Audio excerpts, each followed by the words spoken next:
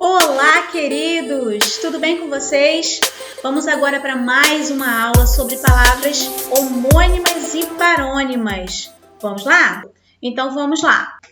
Agora nós vamos aprender sobre os homônimos perfeitos, a terceira classificação dos homônimos. E essa é a forma muito fácil de identificar. Bom, vamos lá. Ainda os homônimos perfeitos, palavras que apresentam a mesma grafia e a mesma pronúncia. Esse caso aqui eu tenho da mesma forma a pronúncia, a palavra tem a mesma pronúncia e essas palavras também vão ter a mesma grafia.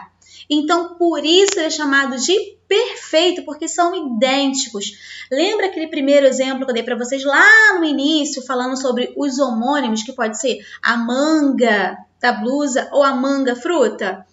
Portanto, esse aqui é um homônimo perfeito, porque manga tem a mesma grafia e a mesma pronúncia.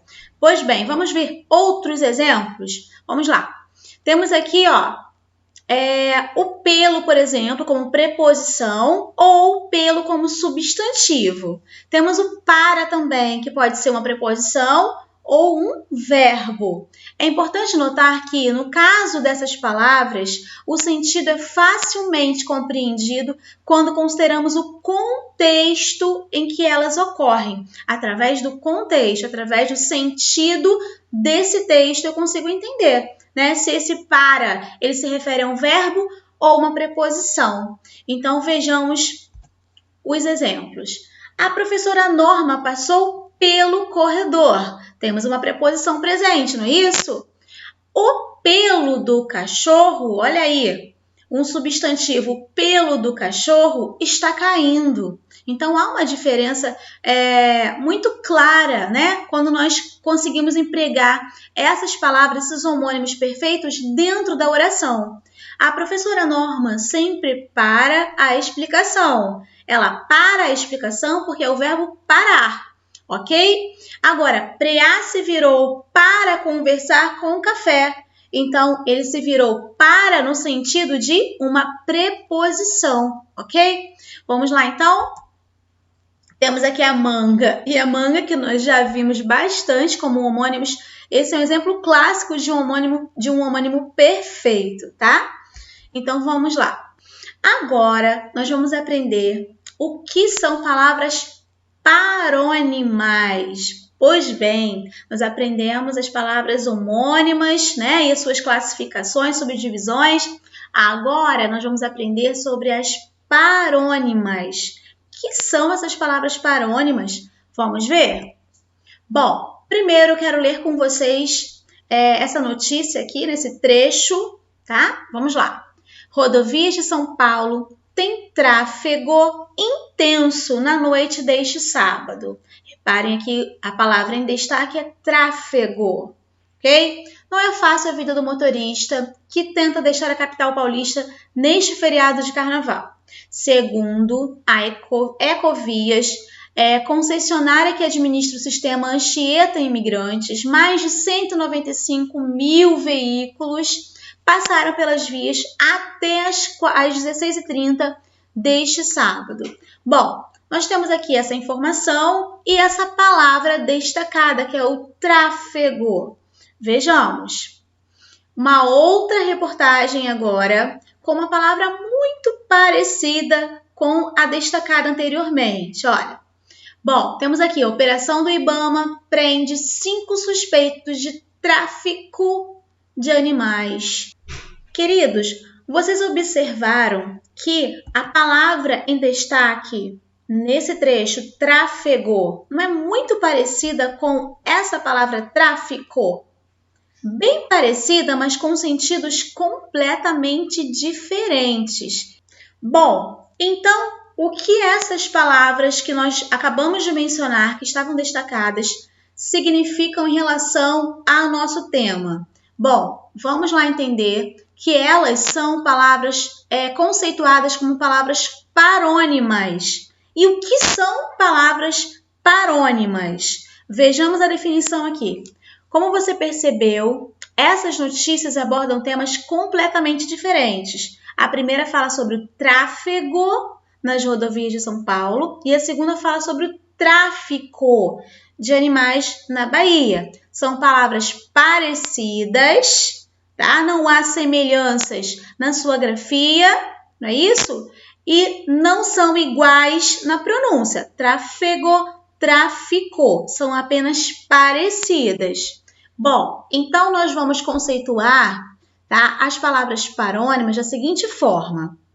A grafia e o som dessas palavras são parecidas, ok? Grafia e som parecidos, mas com significados também diferentes, ok? Então, vamos lá para algumas observações. Bom, primeiro, observe que embora sejam muito parecidas, tanto na escrita quanto na pronúncia, a palavra tráfego e tráfico têm sentidos diferentes. Por essa razão, são classificadas como parônimos. Essa informação nós já acabamos de mencionar. Agora, o que são essas palavras parônimas? Vamos entender um pouco mais a fundo. O bom é que as parônimas, elas não se subdividem. Elas são só parônimas e pronto. Então, vamos só aprender agora quais são e como diferenciá-las das homônimas, ok? Nós agora estamos trabalhando com as parônimas e elas são diferentes das homônimas. E quais são essas diferenças? É isso que eu quero mostrar para vocês não confundirem, tá? Primeiro, vamos lá. As parônimas ou os parônimos são as palavras que se assemelham na grafia. Quando eu falo assemelham, é porque são parecidas, não iguais, na grafia e na pronúncia. Entretanto, diferem no sentido. Por isso, é muito importante tomar conhecimento desses termos para que não haja confusão. Bom, vocês vão observar aqui nos próximos exemplos que são palavras que comumente as pessoas confundem, as pessoas escrevem de maneira inadequada, por não conhecerem mesmo. Vocês vão ver porque há muitas...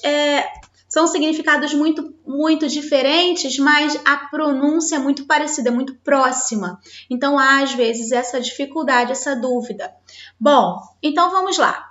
Eu tenho, por exemplo, aqui absolver e tenho absorver. Reparem que parecidas na pronúncia e parecidas também na grafia.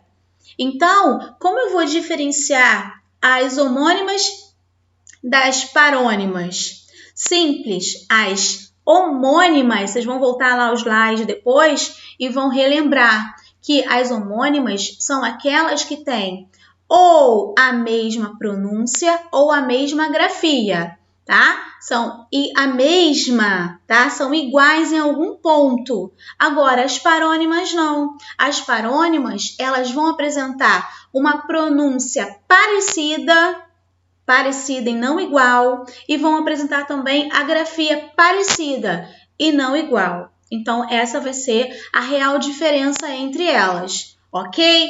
Vejamos aqui alguns exemplos bem interessantes. Olha aqui, cavaleiro, que cavalga. Agora, cavalheiro com LH, homem gentil, cortês. Comprimento é a extensão, que se difere de cumprimento, que é a saudação. Delatar, denunciar. Agora, dilatar, alargar. Descrição é o ato de descrever. E discrição, prudência. Temos aqui a despensa, né? O local onde guarda os alimentos. E a dispensa, o ato de dispensar alguém. Docente, que se refere a professor, e discente, que se refere a alunos. Bom, já se depararam alguma vez com dúvidas ao escrever essas palavras? Com certeza, né? Bom, emigrar ou imigrar. Temos aqui a diferença, uma com E, outra com I. Então, são pronúncias muito parecidas e são também grafias muito parecidas, mas nunca iguais, ok? Com significados diferentes. Emigrar, deixar um país, e imigrar, entrar no país. Eminente, elevado. Iminente, que está prestes a acontecer, prestes a ocorrer. Flagrante, evidente. E fragrante, perfumado. Fluir, com L, transcorrer, decorrer. E fruir, desfrutar.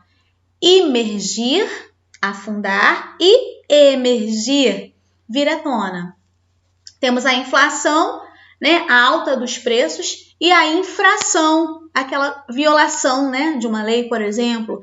Infligir, infligir com L, aplicar a pena, e infringir, que é violar.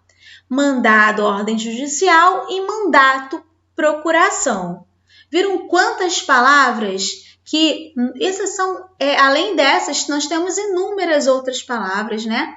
Bom, aqui eu trouxe um exemplo para vocês também muito comum, né? Uma dúvida muito recorrente. Olha, o concerto musical e o concerto de TVs, né? O ato de concertar com S e ali o concerto com C, que se refere a um concerto, né? De uma orquestra, um concerto musical, né? Nesse caso aqui são homônimos, tá? Por quê?